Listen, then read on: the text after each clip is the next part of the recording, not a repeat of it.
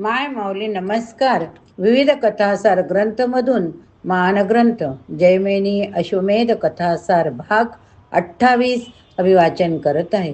श्रवण केले तर प्रतिक्रियात हरे राम हरे कृष्ण लिहा. आजचा भाग हस्तिनापुरात स्वागत, अध्याय 89.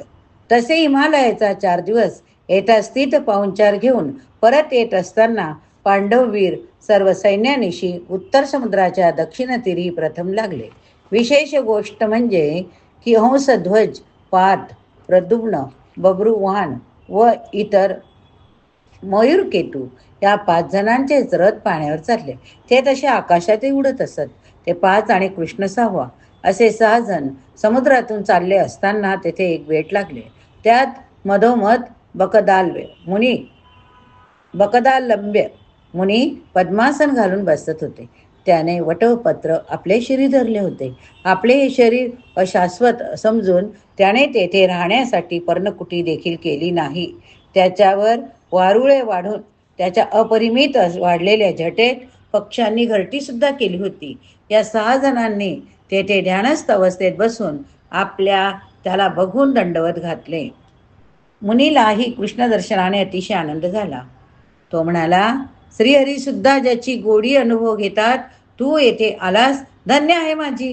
थोड्या वेळाने पार्थाने त्या मुनीस विचारले, मुने, तुम्ही आपल्या डोक्यावरती नुसते एवढेसे हे वटपत्र का धरले?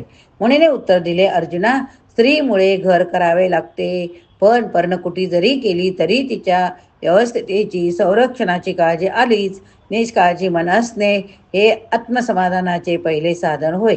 स्त्रीमुळे आपणास क्लेश होऊन आपल्या मनाचे अधपतन होते. स्त्रीकरिता द्रव्य सुद्धा मिळवावे लागते. द्रव्य प्राप्ती करता कधी कधी अधर्मही पत्करावा लागतो. त्यातून मिळालेली स्त्री चांगल्या प्रकारे पतिरंजन करणारी मिळाली तर बरे. नसता नुसती कर्कशा मिळाली असता तिच्या सहवासातील शरीराला नरकवास भोगावा लागतो. ती जर तापट स्वभावाची मिळाल्यास आई, बंधुजन, आप्तेष्ट यांना सोडून द्यावे लागते, कारण त्यांनाही आपल्या घरी येऊ देत नाही व आपणास सुद्धा त्यांच्याकडे जाऊ देत नाही. केवळ तिची लहर सांभाळावी लागते म्हणून घर करावे लागते. अशा संसारात आपणास कन्यापुत्र होतात.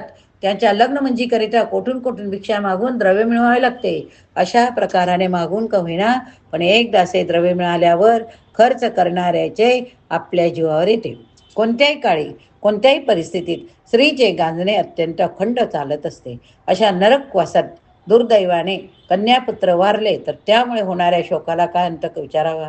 त्याला झालेल्या शोकावर दुःखाच्या आणखी डागण्या देण्याकरिता स्त्री सारा दोष पतीच्याच माथी मारते. पती म्हणजे आपली मनात निर्माण होणारी इच्छा पुरविण्याचे एक साधन, आपल्या मनातील सर्व राग काढण्याचे एकुलते एक स्थान, असेच ती कर्कशा मनात धरून चालते. तिला नेहमी वाटत असते, न जाणं मुले तरी वडिलांना सुखांश देतील, अशी भीती वाटून ती आपल्या सर्व मुलांनाही आपल्यासारखेच वाईट वागायला शिकवते. सर्वच्या सर्व कर्कशा स्त्रिया या अगोदर अतिशय कर्कशा असलेल्या स्त्रियांच्याच कर्कशा कन्याच असतात. आपल्या बापाचा अतिशय तिटकारा करून त्यामधूनच त्या पुढे आपल्या नवऱ्याचा तिटकारा करू लागतात. मुली लग्न होऊन माता पित्यांच्या घराबाहेर जातात, मुलगे घरीच राहतात म्हणून सुना येतात.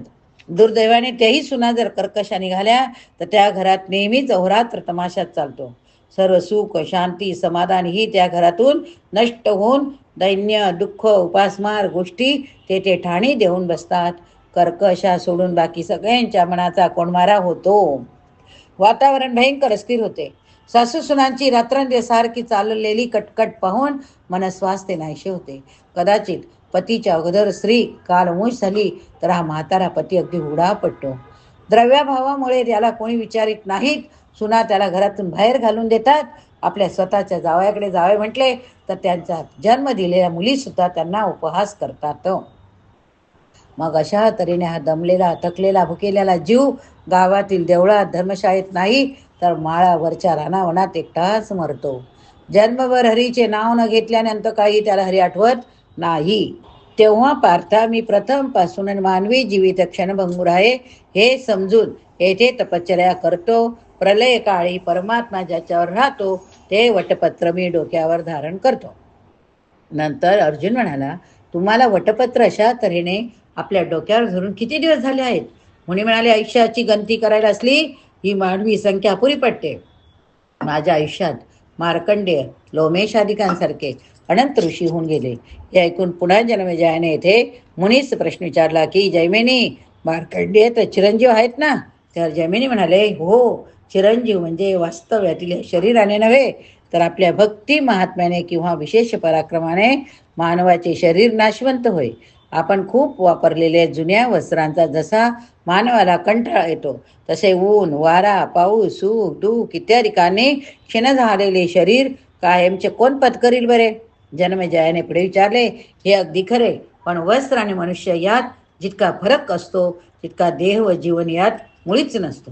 जैमिनी म्हणाला, तुझे म्हणणे अगदी बरोबर, पण ही अंतर्बाह्य रूपे कुणाचे आहेत? जीवकला हे काही खरोखरच अगदी अखेरचे तत्व नाही. शेवटी जन्मेजयाने संबंधीचे आपले अज्ञान कबूल केल्यावर जैमिनी पुढे त्यास म्हणाला, मूळ परमात्मा आहे त्याची असलेली जीवकला ही एक अत्यंत स्वाभाविक शक्ती होय. जशी जीवकला तशी वासना, जशी वासना तसे शरीर लाभलेले असते. शरीर जसजसे पडत जाईल तसतशी वासना वाढत राहील. जीवकला आपले काम करीत राहील, पण आपल्या वासनेचा पूर्णपणाने क्षय केला तर अंती फक्त परमात्मा शिल्लक राहील. आपण साबणाचे बुडबुडे तयार करतो, तसले बुडबुडे करण्यात ज्यांना ज्यांना आनंद वाटतो त्यांना त्यांना नाव, रूप, कीर्ती, धन, संपत्ती ऐहिक गोष्टी वगैरे मध्ये आनंद होतो. पण त्या आनंदाला जन्म, जरा, मृत्यू, अपकीर्ती इत्यादी प्रकारही सोसावे लागतातच. ते इतके असतात की त्या विना मिळणाऱ्या निर्भळ वातावरणात जीव आनंदच मानत नाही.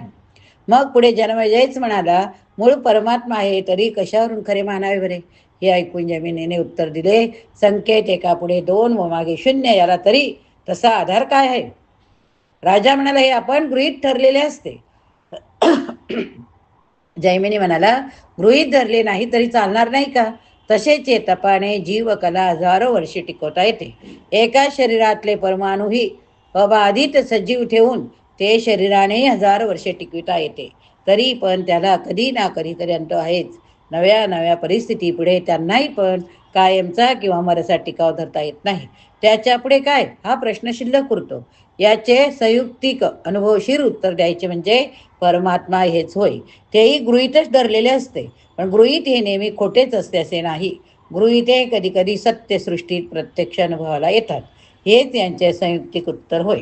हा त्याचा खुलासा ऐकून जन्मेजय त्याला म्हणाला, होय, बरोबर समजलो.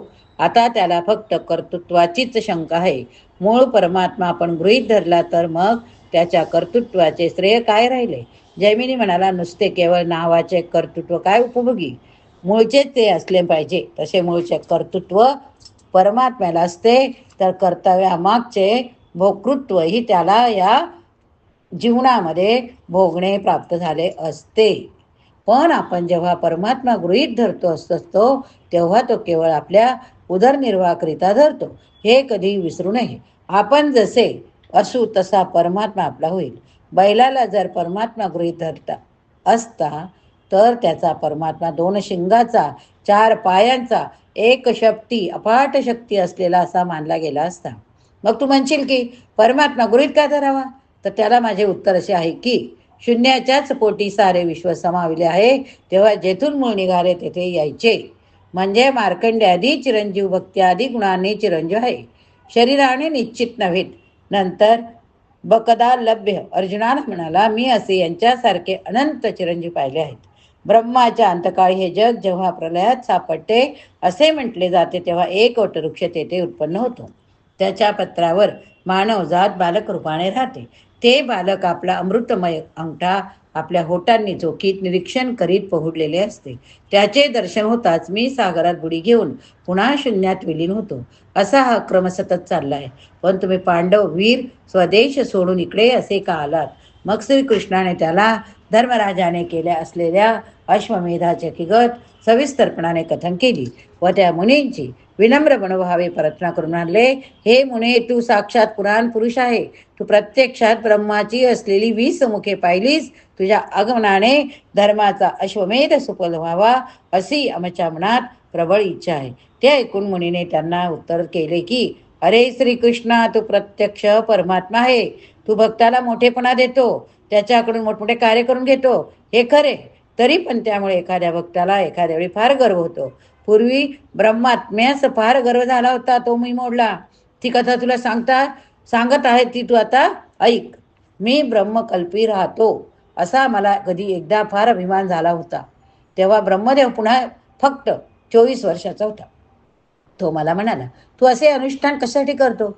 मी तुला प्रसन्न झालो तेव्हा तू आता वर माग. मी असून म्हटले, आतापर्यंत तुझ्यासारखे ब्रह्मे मी अनंत पाहिले. तू प्रसन्न होऊन मला देऊन देऊन काय देणार?